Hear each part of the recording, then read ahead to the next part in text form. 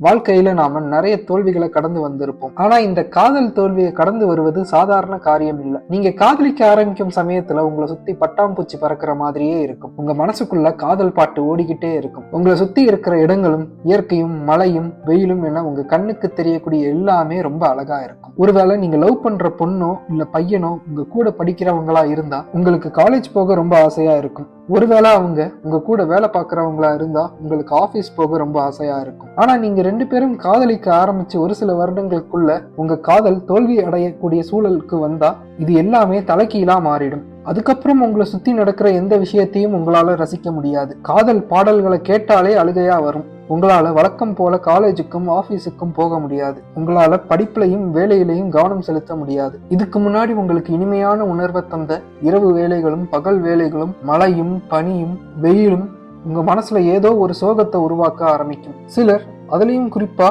ஆண்கள், இந்த வேதனைய போதை மூலமா கட்டுப்படுத்த தண்ணி அடிப்பாங்க. பெரும்பாலும் இந்த மாதிரியான மனிதர்கள் தோல்வியில முடிஞ்ச தன்னோட பழைய காதலை மறக்கத்தான் இந்த மாதிரி தண்ணி அடிக்கிறதா சொன்னாலும் அவங்களுக்கு போதை ஏறினதுக்கு அப்புறம் தொடர்ந்து அவங்க பழைய காதலை பத்தி தான் பேசிக்கிட்டு இருப்பாங்க. ஒருவேளை கொஞ்ச நேரத்துக்கு நம்ம சோகத்தை மறக்க இந்த மதுபானங்கள் நமக்கு உதவி செஞ்சாலும் வேற பல பிரச்சனைகளை இது நம்ம வாழ்க்கைக்குள்ள கொண்டு வந்து விட்டுடும். காதல் தோல்வி மூலமா ஏற்படக்கூடிய வலியை குணப்படுத்த நம்ம தமிழ் சினிமாவிலேயே நிறைய வழிகளை பத்தி பேசியிருக்காங்க. உதாரணத்துக்கு வாரணம் 1000 படத்துல சூர்யா இறந்து போன தன்னோட காதலியை மறக்க தனியா டிராவல் செய்வாரு. அதுக்கப்புறம் ஜிம்முக்கு போவாரு. ஆனா இது எல்லாருக்கும் ஒத்து வரும்னு சொல்ல முடியாது. அதனால எல்லாருக்கும் பயன்படக்கூடிய வகையில காதல் தோல்வியில இருந்து மீண்டு வர சில வழிகளை விஞ்ஞானிகள் கண்டுபிடிச்சு சொல்லியிருக்காங்க.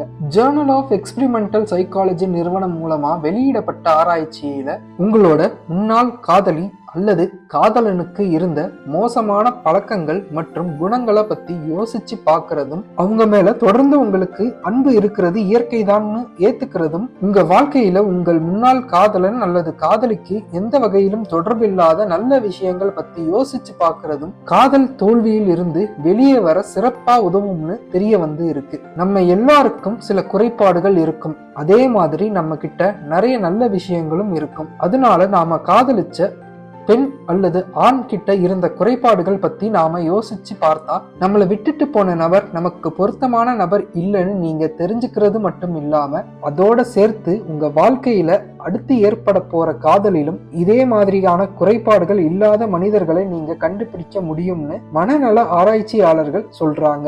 கணவன் மனைவி சார்ந்த பிரச்சனைகளை சரி செய்யறதுல நிபுணத்துவம் பெற்ற நபரான டி ஹோம்ஸ், நீங்க காதல் தோல்வியில மனம் உடைஞ்சு போய் இருக்கும் போது வேலைக்கு லீவ் போட்டுட்டு ஓய்வு எடுக்கிறது நல்லதுன்னு சொல்றாங்க.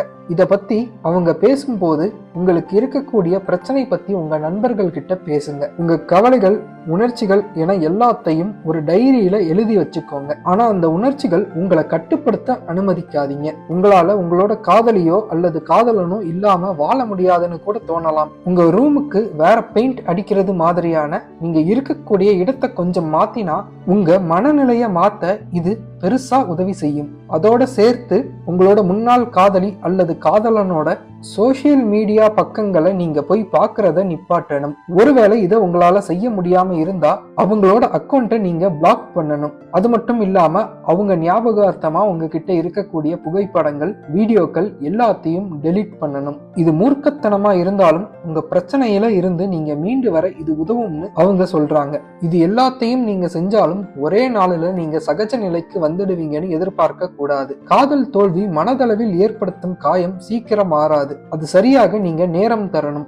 இந்த நேர அளவு ஒவ்வொரு நபருக்கும் வித்தியாசப்படும். சிலருக்கு 1 மாசத்துக்குள்ள காதல் தோல்வி மூலமா ஏற்பட்ட பிரச்சனைகள் குணமாயிடும். ஆனா வேற சிலர் இந்த பிரச்சனையிலிருந்து மீண்டு வர அவங்களுக்கு 1 வருஷத்துக்கு மேல கூட ஆகும். அதனால உங்களுக்கான நேரத்தை நீங்களே உங்களுக்கு தரணும்.